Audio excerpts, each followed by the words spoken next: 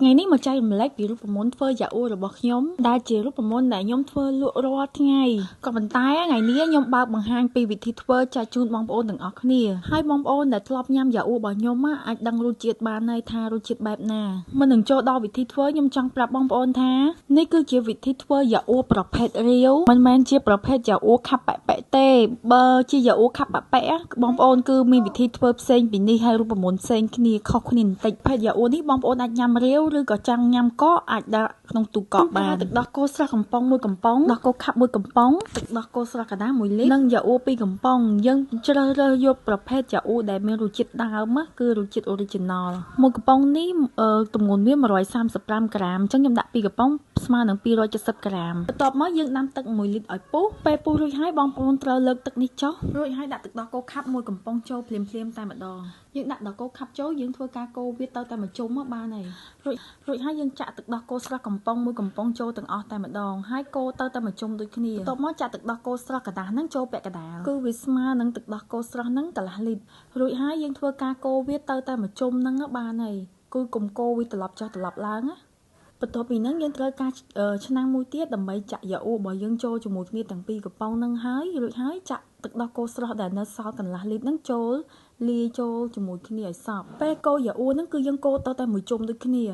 ហើយនេះបងប្អូនគឺជាចំណុចសំខាន់បំផុតចង់ឲ្យធ្វើយ៉ាអ៊ូបានសម្រេចគឺយើងត្រូវច្បាស់លាស់ក្នុងកម្ដៅរបស់ទឹកក្ដៅរបស់យើងណាទឹកទៅពុះទៅពេលដែលយើងចាក់ដោះគោស្រស់ចូលហើយកម្ដៅរបស់វាថយចុះនៅសល់ត្រឹមតែ70អង្សាតែប៉ុណ្ណោះព្រោះតែទឹករបស់យើងចុះត្រជាក់នៅសល់ត្រឹម45ទៅ50អង្សាទើបយើងអាចចាក់ដោះគោស្រស់និងយ៉ាអ៊ូដែលនៅសល់នឹងចូលបានបើអត់មានប្រដាប់វាស់កម្ដៅទេបងប្អូនអាចធ្វើវិធីខ្ញុំនេះបានគឺយើងយកដៃយើងទៅជ្រលក់បន្តិចទៅក្ដៅខ្លាំងនោះគឺអត់ទាន់បានទេតែបើវានៅត្រឹមអាចយើងប៉ះបានហ្នឹងគឺវាមានន័យថាប្រហែលជា45ទៅ50អង្សាហើយវាក្ដៅល្មមមិនក្ដៅពេកមិនត្រជាក់ពេកមកល្មមយើងប៉ះបានរួចហើយយើងចាក់យ៉ាអ៊ូនិងទឹកដោះគោស្រស់របស់យើងចូលជាមួយគ្នាហើយខ្ញុំចង់បញ្ជាក់ថាគ្រប់គ្រឿងដែលយើងយកមកធ្វើទាំងអស់ហ្នឹងគឺហាមត្រជាក់ដាច់ខាតគឺធម្មតាបន្ទាប់ពីធ្វើរួចហើយយើងត្រូវរកធុងទឹកកកមួយដោយយើងចាក់ទឹកក្ដៅចូលនៅក្នុងធុងទឹកកកនោះគឺដាក់អត់ឲ្យលិចឆ្នាំងយ៉ាអ៊ូរបស់យើងណាហើយដើម្បីឲ្យឆ្នាំងរបស់យើងផុតចេញពីទឹកបងប្អូនត្រូវដាក់ឆ្នាំងអ៊ីណុកមួយនៅពីក្រោមបែបនេះដើម្បីឲ្យឆ្នាំងរបស់យើងផុតពីទឹកក្តៅ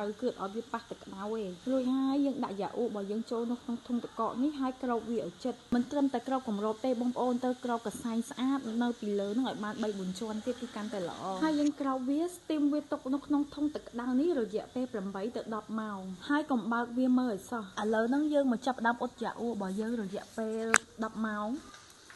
ហើយនេះជាលទ្ធផលយ៉ាអ៊ូរបស់ខ្ញុំគឺវាឡើងខាប់បែបនេះហើយរសជាតិរបស់វាគឺជូរអែមល្មមឆ្ងាញ់តែម្ដងឃើញអញ្ចឹងណាតែបើសិនជាបងប្អូនយកទៅដាក់ក្នុងទូទឹកកកគឺយ៉ាអ៊ូរបស់យើងឡើងខាប់ជាងនេះបន្តិចបងប្អូនអាចសាកល្បងធ្វើទុកញ៉ាំទាំងអស់គ្នាបានព្រោះថាវាល្អមែនទែនចំពោះសុខភាពវាសម្រួលដល់ការបន្តបងជាពិសេសក្មេងៗគឺចូលចិត្តមែនទែនញ៉ាំវាជារៀងរាល់ថ្ងៃគឺវាល្អចំពោះសុខភាពណាស់តែបើសិនជាបងប្អូនអ្នកចង់ធ្វើទេបងប្អូនអាចកម្មង់ខ្ញុំបានខ្ញុំមានលក់នៅតូបជារៀងរាល់ថ្ងៃគឺរសជាតិដូចនៅក្នុងវីដេអូនេះអញ្ចឹងអរគុណច្រើនបងប្អូនសម្រាប់ការទស្សនាវីដេអូនេះដល់ចប់កុំភ្លេចជួយចុច like subscribe និង follow page ម្នាក់មួយផងណា Thank you bye bye